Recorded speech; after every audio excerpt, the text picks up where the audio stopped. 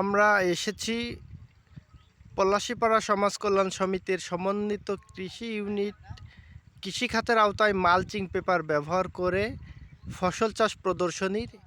আমরা এখানে দেখতে পাচ্ছি একজন কৃষক মোহাম্মদ সাদ্দাম হোসেন মালচিং পেপার ব্যবহার করে স্কোয়াশ চাষ করেছে। আমরা সরাসরি তার সঙ্গে কথা বলবো এখন। সাদ্দাম ভাই, আসসালামু আলাইকুম। আমি মোহাম্মদ সাদ্দাম হোসেন। 1 বিঘা জমি স্কোয়াশ চাষ করছি মালচিং পেপার দিয়ে। কেবল 10 মণ মতো তুলেছি।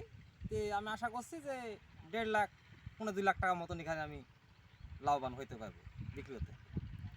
ধন্যবাদ সাদ্দাম ভাইকে। আমরা আসলে এখন স্কোয়াশের কিছু গাছ দেখাচ্ছি। স্কোয়াশ ধরা শুরু করেছে। এই দেখেন স্কোয়াশ মালচিং পেপার ব্যবহার করে।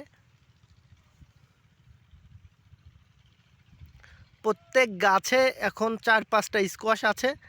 একটা গাছ থেকে 14-15 কেজির উপর স্কোয়াশ হবে।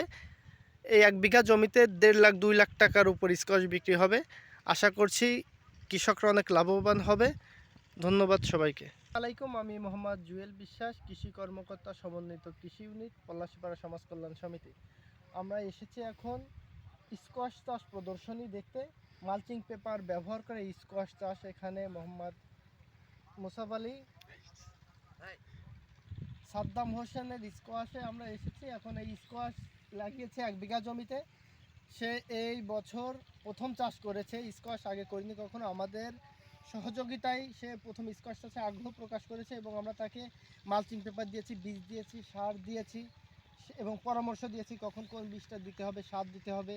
এভাবে সে স্কোয়াশ চাষ করেছে। সে মাত্র 2 চালান বিক্রি করেছে, 10 মণ স্কোয়াশ বিক্রি করেছে, 1200-1500 টাকা করে মন পাচ্ছি। সামনে দেখা গেল যে 2 লাখ টাকার স্কোয়াশ বিক্রি করবে, তার আশা আছে এবং ভালো দামও পাচ্ছে। এবং এই স্কোয়াশ চাষ করতে গেলে একটা গুরুত্বপূর্ণ বিষয় হচ্ছে মালচিং পেপার ব্যবহার করতে হবে। দ্বিতীয়ত মনে করেন যে এই স্কোয়াশের জমিটা পুরাটাই একটা নেট দিয়ে ঘিরে দিতে হবে। নেটের দিকে একটু দেখান মাসুদ ভাই, যে নেট দেওয়া আছে, নেট দিয়ে পুরোটা জমি ঘিরে দিতে হবে। এই জন্য ঘিরে দিতে হবে কারণ স্কোয়াশ একটা খুব, ফুলগুলো যদি পাখিতে খেয়ে যায় তাহলে ফলন হবে না। এই জন্য জমিতে চারিপাশে নেট দিয়ে ঘিরে দিতে হবে। 2000 টাকা নেট কিনলে হয়ে যাবে। মানে অল্প খরচে একটা বেশি মূল্যবান দামি ফসল পেতে গেলে স্কোয়াশ চাষ করবেন। সবাই ধন্যবাদ জানাচ্ছি।